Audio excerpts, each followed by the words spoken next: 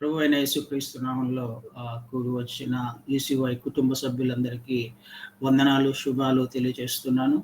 దేవాది దేవుని మహాకృప వలన మరొక వారంలో దేవుడు ఈసీవైలో వాక్య పరిచర్య చేయడానికి నాకు ఇచ్చిన అవకాశం బట్టి ఆయన ఎంతగానో స్తుతిస్తూ ఉన్నాను. మంచిదండి. మనము గత వారము సర్వాధికారి అనే అంశాన్ని నేర్చుకున్నాం. బైబిల్లో దేవునికి అనేక పేర్లు ఉన్నాయి. కొంతమంది భక్తులు వారు వెళ్ళిన పరిస్థితుల గుండా దేవునికి ఆ పేరును కూడా ఇస్తూ వస్తున్నారు. లేకపోతే కొన్నిసార్లు దేవుడు తనను తాను పరిచయం చేసుకుంటూ తాను ఎవరో ఆ సందర్భంలో తాను ఏమి చేయగలడో, ఏమి చేశాడో అంటూ తనను తాను కూడా పరిచయం చేసుకున్న సందర్భాలు చాలా ఉన్నాయి. ఏదేమైనా బైబిల్లో ఆయనకు అనేక పేర్లు ఉన్నాయి. ఆ సందర్భాన్ని బట్టి ఆయనకు ఆ పేరు ఇవ్వబడింది. ఆ సందర్భంలో ఆ పేరు ఏ విధంగా శక్తి కలిగినదిగా, ఏ విధంగా కార్యము జరిగినదిగా మనము నేర్చుకోవడానికి అవకాశం ఉన్న ఆ పేర్లను మనం ఒక్కొక్కటిగా ధ్యానం చేసుకునే ప్రయత్నం చేస్తూ ఉన్నాం. పోయిన వారము సర్వాధికారి అనే అంశాన్ని తీసుకొని, అనే పేరుని తీసుకొని మనము దేవుని యొక్క సార్వభౌమాధికారము ఏ విధంగా ఉందో నేర్చుకునే ప్రయత్నం చేశాం. ఇందాక చదవబడిన వాక్య భాగంలో దేవునికి అబ్రహాం గారు ఒక పేరు ఇస్తున్నారు. దేవుడికి అబ్రహాం గారు 25వ వచనంలో సర్వలోకమునకు తీర్పు తీర్చువాడు అనే ఆయనకు ఒక పేరు చెప్తున్నాడు. The judge of all the earth, సర్వలోకానికి తీర్పు తీర్చేవాడు నీవు. ఈ పేరు యొక్క ఉద్దేశం ఏంటో, ఆయన ఎందుకు ఆ పేరు ఇచ్చాడో, అందులో ఉన్న దేవుని యొక్క శక్తి ఏంటో, ఏ విధంగా అది కార్యము చేయగలదో క్లుప్తంగా మనము నేర్చుకోవడానికి ప్రయత్నం చేద్దాం. ఈ సందర్భం మనకు తెలుసు. సొదొమ గొమొర్రా పట్టణము అవి చేసిన పాపము పరిపక్వమైనప్పుడు దేవాది దేవుడు దిగి వచ్చి పట్టణాన్ని నాశనం చేయవచ్చు, కానీ నాశనం చేయడానికంటే ముందుగానే వెళ్ళి అబ్రహాముకు ఈ విషయం చెప్పడానికి ఇష్టపడ్డాడు.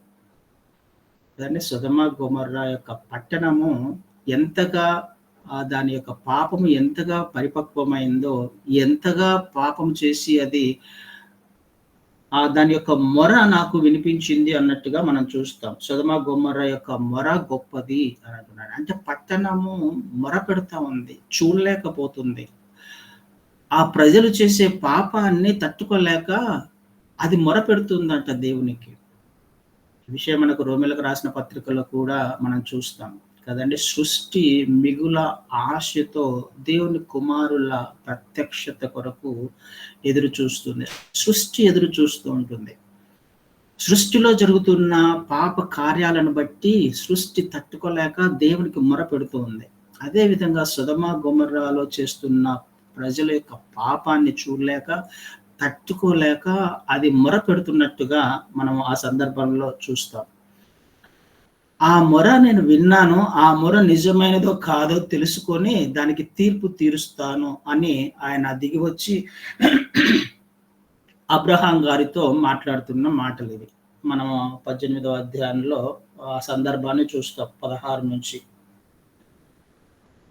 అక్కడ జరుగుతున్న సందర్భాన్ని ఒకసారి మనము గమనించినట్లయితే, దేవుడు డైరెక్ట్గా వచ్చి చేసిన తప్పుకు శిక్ష విధించవచ్చు, కానీ అబ్రహాం గారికి ఒక మాట చెప్పాలనుకున్నాడు. ఆయననే ఆ మాట అంటాడు అక్కడ కదా. 18వ వచనంలో 17వ వచనంలో 18వ అధ్యాయం 17వ వచనంలో, అప్పుడు యెహోవా నేను చేయబోవు కార్యము అబ్రహామునకు దాచెదనా. దేవుడు చేయాల్సిన పని చేయొచ్చు యాక్చువల్గా, కానీ నేను అబ్రహాముకు దాచేదనా. ఎందుకు చెప్పాలి అబ్రహాముకి? దేవుడు చేసే పనిని అబ్రహాముకు చెప్పడానికి దేవుడు ఇష్టపడ్డాడు. ఒక్కసారి ఆలోచన చేద్దాం, దేవుడు ఎందుకు అబ్రహాముకు చెప్పడానికి ఇష్టపడ్డాడు? ఆయన చేయాల్సిన పని అబ్రహాముకు చెప్పడానికి ఇష్టపడ్డాడు అంటే వారి యొక్క రిలేషన్ అనేది ఏంటో మనకు అర్థం కావాలి. దేవుడు అబ్రహాముని నా స్నేహితుడు అని పిలిచాడు. చాలా సందర్భాల్లో మనం చూస్తాం ఆ మాటని. నా స్నేహితుడైన అబ్రహాము. అబ్రహాముని దేవుడు తన స్నేహితునిగా చూస్తూ ఉన్నాడు. అబ్రహాం గారు దేవునితో అలాంటి సత్సంబంధాన్ని బిల్డప్ చేసుకున్నాడు. దేవుడు ఏది చెబితే అది చేయడానికి ఇష్టపడ్డాడు, సిద్ధపడ్డాడు, మాట్లాడకుండా.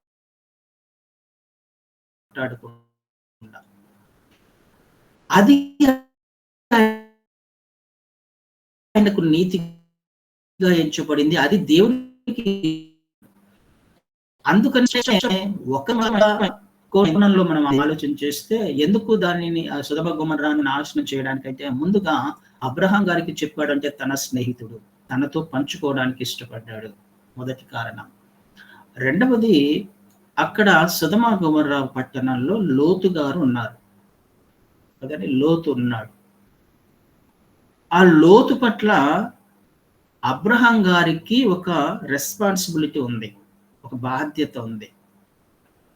అబ్రహాం గారితో పాటుగా వెంట వచ్చిన వాడు లోతు కదా. దేవుడు నువ్వు లేచి నీ వారిని, నీ ఇంటి వారిని విడిచిపెట్టి బయలుదేరమన్నప్పుడు అబ్రహాం గారితో పాటుగా లోతు గారు కూడా వచ్చారు.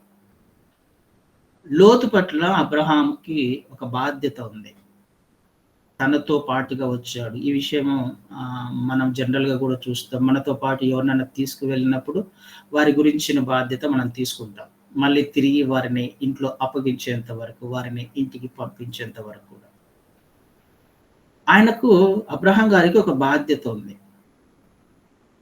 ఇంతకు ముందు ఒకసారి మన సందర్భాన్ని చూసినట్లయితే ఆదికాండం 14వ అధ్యాయం 14వ వచనంలో లోతు చెరపట్టబడతాడు కదండి. 4 రాజులు ఆ పట్టణం మీద దండెత్తి లోతును చెరపట్టి తీసుకొని వెళ్తారు.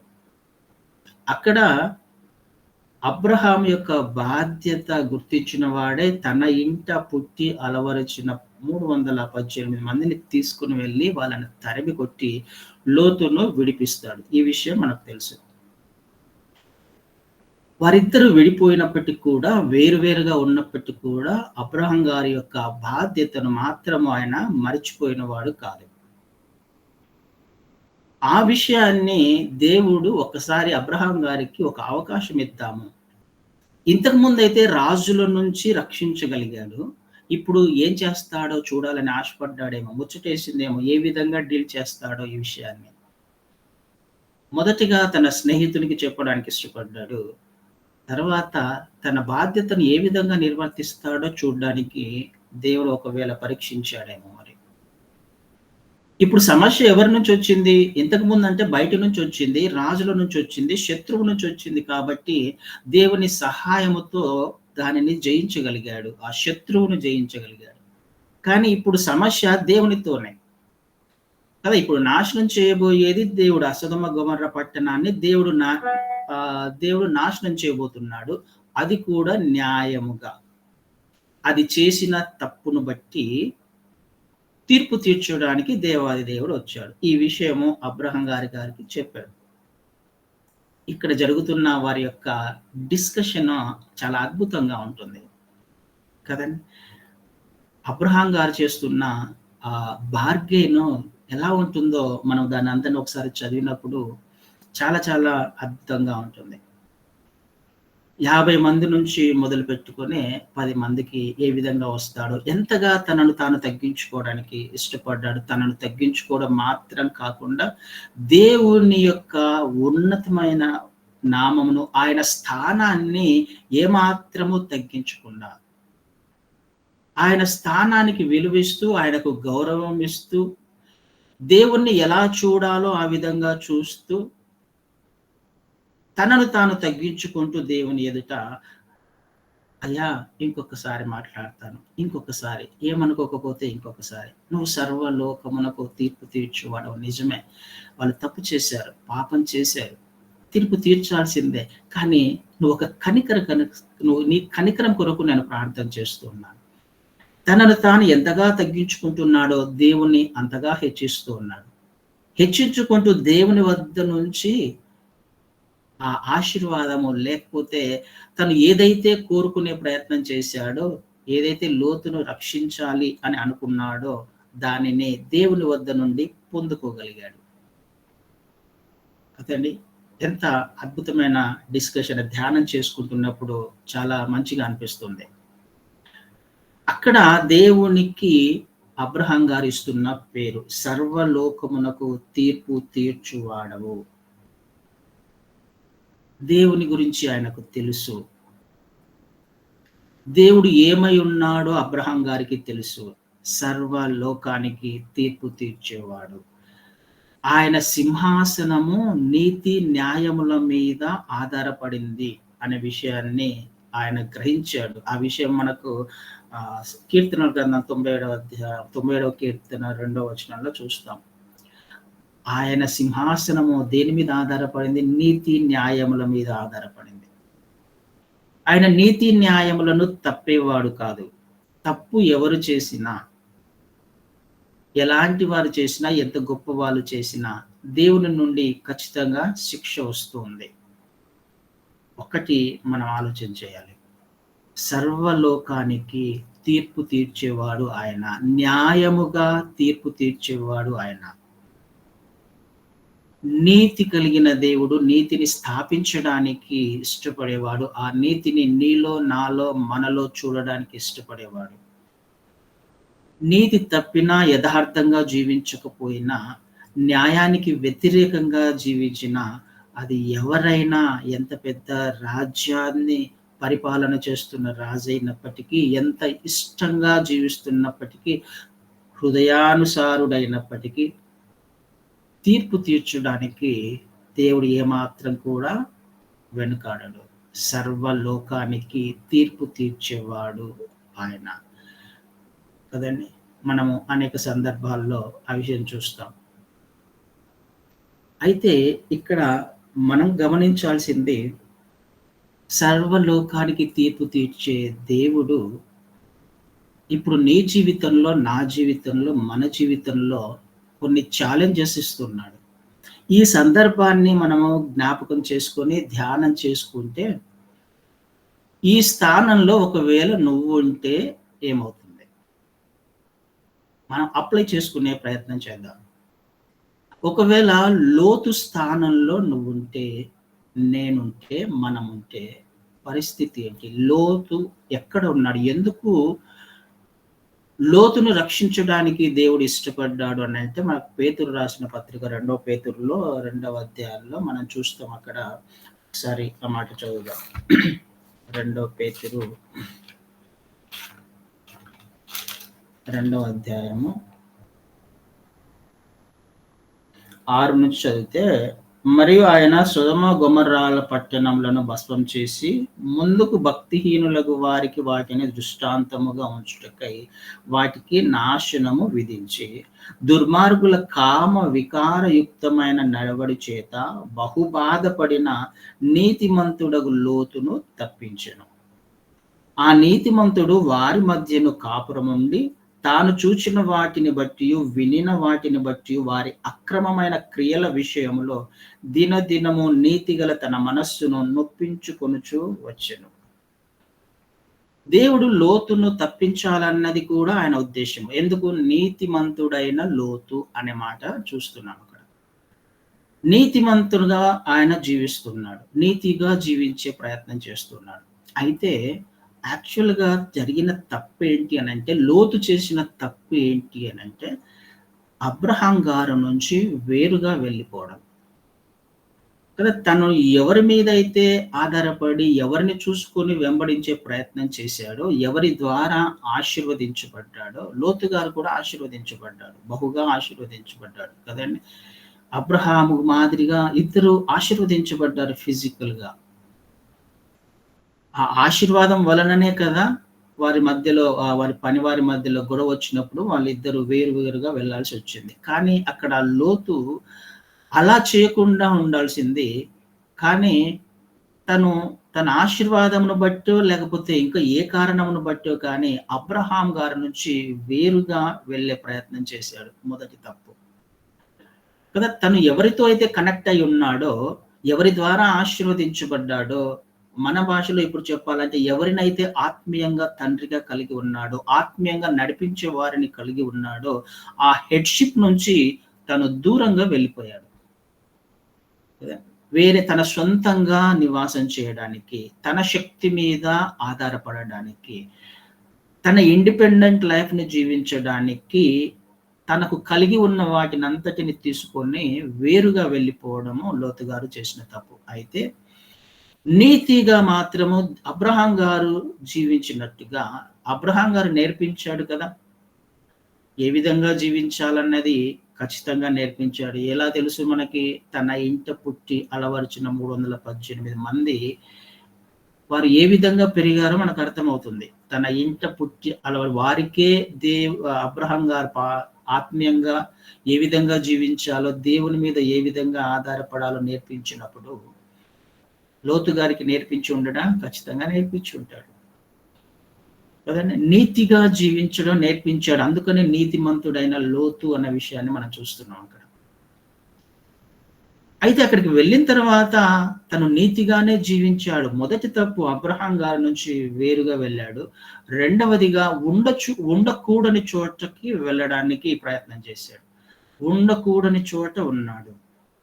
అక్కడ పాపం అనేది ఎంతగా పెరిగిపోతున్నప్పటికీ తన మనస్సులో నొచ్చుకున్నాడు.